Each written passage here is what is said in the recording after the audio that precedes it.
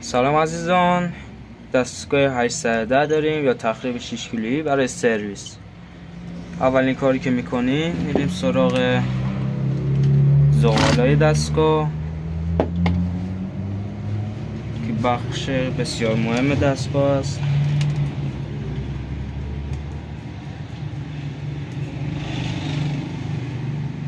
دو تا پیش پایین دستگاه رو باز میکنیم.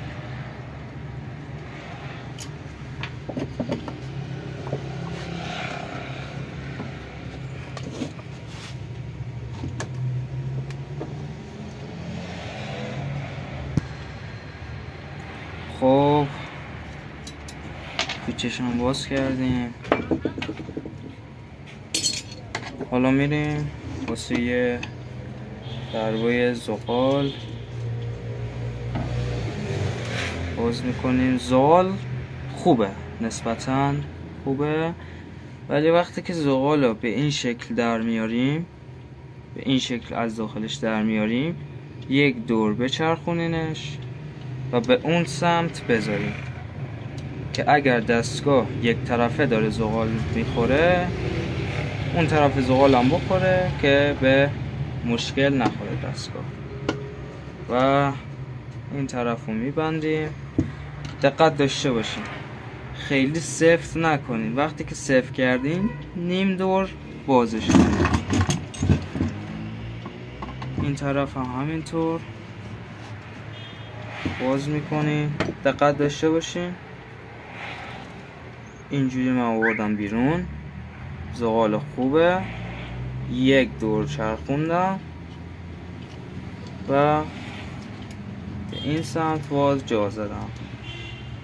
زغال 810 باید زغال نصر بندازیم چون بهترین کیفیت رو داره.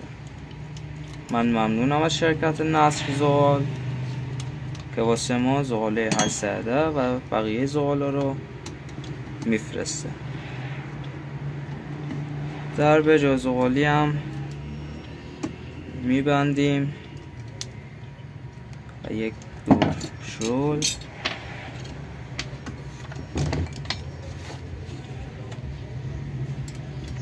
و میرسیم به پیچاش.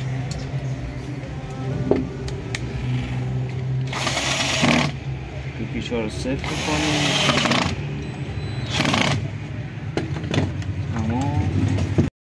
خب دیدیم زغالش هم اوکی بود.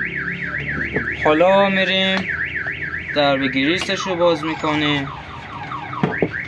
شل بود از قبل، باز میکنیم. درب گریسش هم باز کردیم. میبینیم که گریسش کم شده. حالا اینو دقت داشته باشین که حتما گریس نسوز بزنید داخلش که آب نشه.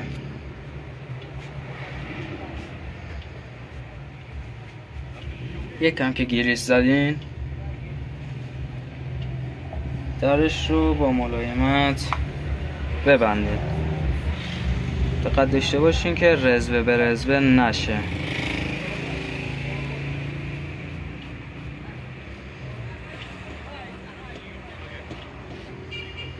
این هم از درش سفتش میکنیم و حالا میرسه به تست دستگاه.